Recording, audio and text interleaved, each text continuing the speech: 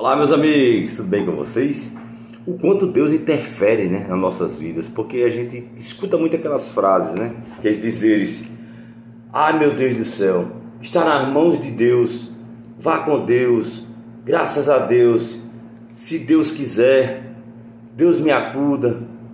Ou seja, a gente escuta muito falar-se em Deus, na hora do aperreio, na hora da gratidão, muito menos nessas horas, mas mais na hora que a gente está no nosso desespero, até mesmo os descrentes, falam isso. Mas assim, a pergunta é: o quanto Deus interfere nas nossas vidas, nas nossas escolhas, e o quanto a gente terceiriza as responsabilidades, quanto a gente passa e dá para Deus os nossos destinos, as nossas escolhas, as nossas decisões, e muitas vezes pensa: aconteceu isso porque Deus quis, se Deus quiser, vai depender de Deus. Ou seja, eu poderia colocar inúmeras frases aqui e dizeres, Deus está no comando e por aí vai.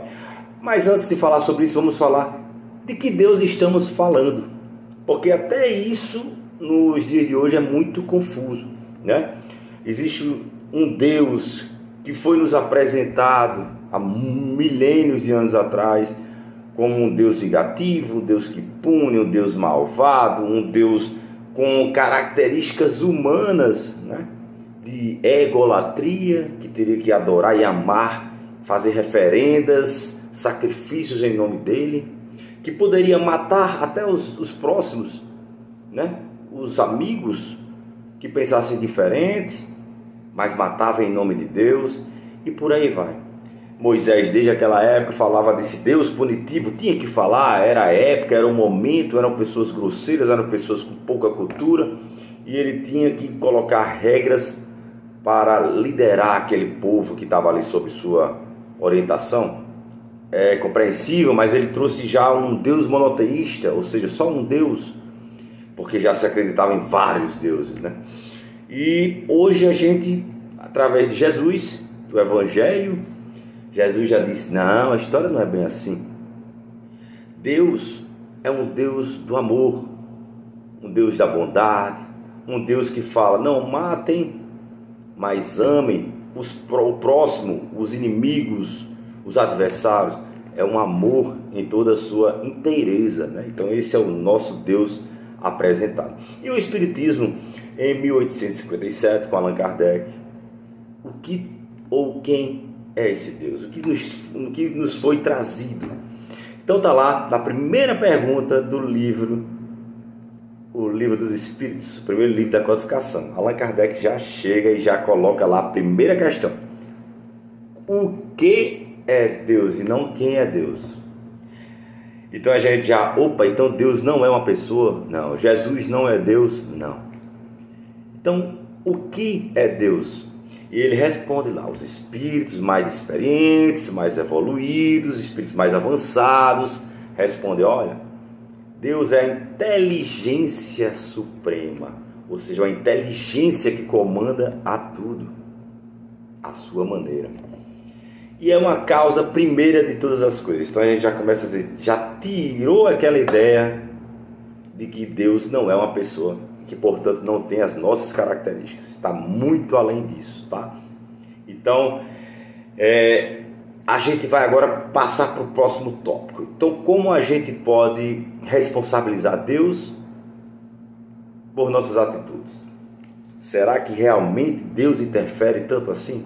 A gente sabe que a prece, a oração, é um meio de se comunicar com Ele, Então a gente pode pedir, pode tentar se concentrar, tentar essa ligação com Deus, e é muito saudável, porque isso só vai trazer frutos positivos. Agora, a gente responsabilizar tudo que faz a Deus, não, Os espíritos, através do Espiritismo, vêm nos dizer durante toda a sua literatura sobre os livros da codificação, que nós somos responsáveis pelo que vai acontecer com a gente. Obviamente com a misericórdia de Deus, com o perdão de Deus. Porque se a gente tem várias existências, nessas várias existências a gente faz um monte de escolhas que caem entre nós, erradas, e que a gente tivesse que pagar na medida, do olho por olho, dentro por dentro, na próxima encarnação já, tudo que a gente fez de errado na anterior, a gente não tinha condições de sustentar em pé, a gente não teria condições nem de existir. Ou seja, a gente erra e tem o perdão para ter novas chances e um novo recomeço a cada existência. Então Deus está nisso. Ele não interfere, Ele nos dá o livre arbítrio.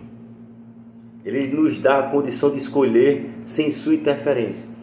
Mas Ele está dentro da gente, Ele está vendo nossos pensamentos, nossas intuições, nossos atos, e está cada vez ponderando, cada vez nos dando chance, com o seu grande amor, com sua grande bondade e sua justiça. São características do Deus apresentado a gente, da doutrina espírita. Um Deus bondoso, misericordioso, justo e bom. Então às vezes a gente passa por situações muito difíceis na vida e a gente não acha uma causa, né? A gente fica, caramba, por que isso acontece comigo? Será que não foi em outra existência? Ou até uma existência lá atrás? Há 10 existências atrás, e que a gente está sendo preparado para começar a expiar agora, ou apagar agora, ou a quitar esse débito, ou harmonizar, e a gente não percebe isso, e a gente se acha injustiçado, e pensa que Deus esqueceu da gente? Ou será que de repente ele tem algo muito bom, e a gente imagina, poxa, porque Deus é muito bom para mim, será que eu fui escolhido, privilegiado, porque eu não fiz tanta coisa aqui nessa vida? Será que não foi em outras? Então, quando a gente começa a observar as causas e não só os efeitos e as consequências, a gente tem mais uma explicação para tudo.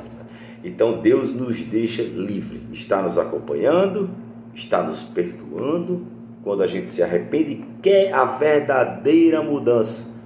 Mas não interfira ou não se deixe enganar que o nosso destino é só se Deus quiser ou se Deus não quiser. Façamos a nossa parte e tentamos ficar mais próximos dele, com nossa humildade, com nossa pequenez. Porque Allan Kardec perguntou também aos espíritos se a gente tinha condições de entender a natureza íntima dele. E os espíritos disseram, não, falta um sentido para a gente não tem os sentidos que nós temos aqui nesse corpo são muito limitados. A gente ainda está com tanta ignorância, com tanta confusão e tantos conceitos pequenos e ultrapassados. Imagina saber a natureza íntima de Deus. Então calma, hoje a gente só consegue, também está lá, tentar adivinhar o que é Deus e sentir, através da prece. Ele pergunta na questão 659, qual o caráter geral da prece? A prece é um ato de adoração. Orar a Deus é pensar nele, é aproximar-se dele. Olha aí, é se aproximar de Deus. Então a oração, a reza é muito importante. É aquele momento da gente se aproximar de Deus. Não pense que ele não ouve, não pense que a esfera ao nosso redor tudo muda. A gente atrai só coisas boas sim com a oração. É pôr-se em comunicação com ele. E aí a gente fala, mas eu vou orar para quê? Se Deus é onipotente, onipresente, onisciente, para que eu vou orar? Muitas vezes a gente ora só para pedir e não é nos dar. E a gente fica, caramba, por que esse Deus não me dá essas coisas que eu peço? Vamos pensar, nossos pais deram tudo o que a gente pediu ou deram o que ele achava adequado, ou que era justo, ou que tinha condição de dar? É simples, vamos pensar nesse sentido pequeno, imagina no sentido universal, que a gente já vem de várias existências, de várias oportunidades e a gente pede. Será que deveria ser aceito? Imagina se Deus desse tudo o que a gente pedisse. Imagina o caos. O quanto ia faltar para os outros, né? Porque nós somos egoístas até para pedir. Então a gente tem que orar para educar nossos pedidos, nossos pensamentos. Então ora para agradecer ao que você já tem, que você já tem muita coisa, você já consegue respirar, você já consegue ter uma nova oportunidade aqui. Se está difícil, tem motivo. Fortaleça, tenha resignação, resiliência, que vai passar. e você terá outras oportunidades. É isso o consolo do Espiritismo, porque nós somos imortais. Tá? Então ele continua aqui, as 3 coisas na questão 659. As 3 coisas que podemos nos propor por meio da prece: louvar. Louvar é elogiar. Elogiar. Pedir e agradecer. Agora não necessariamente vamos ser atendidos, tá? Mas não é por isso que a gente não possa fazer. A prece torna melhor o homem, ele continua na questão 660, porque o Livro dos Espíritos está lá a partir da questão 658, tá? Você pode puxar e ver, vai falar sobre a prece. Eu estou pincelando aqui o que está dentro do contexto aqui. A prece nos torna melhor, será? Sim, porquanto aquele que ora com fervor e confiança se faz mais forte contra as tentações do mal, e Deus lhe envia bons espíritos para assisti-lo. É este o socorro que jamais se lhe recusa, quando pedido com sinceridade. Aí é onde está. Porque as pessoas têm a questão, o hábito de orar e de rezar, uma repetição de palavras, né? Que aprendeu com o Pai Nosso, com outras rezas, desde pequenininho, mas não se concentra, não pensa em Deus, não pensa no ar que está respirando, não tenta se transportar a esse momento e viver 100% a oração, que às vezes não é sincero.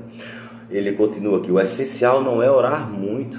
Tem pessoas que oram o dia todinho, que até se isolam para isso. Será que isso é mais eficaz? Vamos lá. O essencial não é orar muito, mas orar bem. Essas pessoas supõem que todo o mérito está na longura da prece e fecham os olhos para os seus próprios defeitos. Pensa que só orar vai purificar tudo e não se enxerga, não vê o que pode se melhorar. Aí é onde está o problema. Fazem da prece uma ocupação, um emprego do tempo. Nunca, porém, um estudo de si mesmo. A ineficácia em tais casos não é do remédio, sim da maneira porque o aplicam. Então a gente tem muita gente que ora o dia todo mas não se melhora. Então não adianta. Tudo na vida é um contexto, né? Uma soma de vários fatores. É orar e fazer o bem, orar e tentar se melhorar, gente. O Espiritismo diz: a gente tem que tentar a cada dia se melhorar. Não que tenhamos que ser perfeitos, mas a gente já sabe nossos erros, nossos problemas, o que está causando mais problema a gente, ao próximo. Vamos tentar melhorar, certo? O que é que eu posso falar mais aqui? Pode-se com utilidade orar por outrem? Olha como é bom, eu posso orar por outra pessoa? Isso é fantástico. O espírito de quem ora atua pela sua vontade de praticar o bem. Atrai a si, mediante a prece, os bons espíritos, e estes se associam ao bem que deseja fazer. Olha que bacana. Então, só esse ato de orar, né, já é um indício de praticar o bem. E aí, já mediante essa prece, essa oração, tanto para o outro como para você, atrai bons espíritos. Os bons espíritos são atraídos pelos bons atos, bons pensamentos, e, por contrapartida, pelo mesmo sentido de raciocínio, os maus espíritos são afastados. Então, se tiver obsessores, vão ser afastados com o tempo, vão entender o seu padrão mental de mudança. Então, isso é muito importante, muito importante. O que mais que nós podemos falar? Pronto, enfim, continua aqui até a questão 666, certo? Que ele finaliza: pode-se orar aos espíritos, pode-se orar aos bons espíritos, como os mensageiros de Deus e os executores de suas vontades.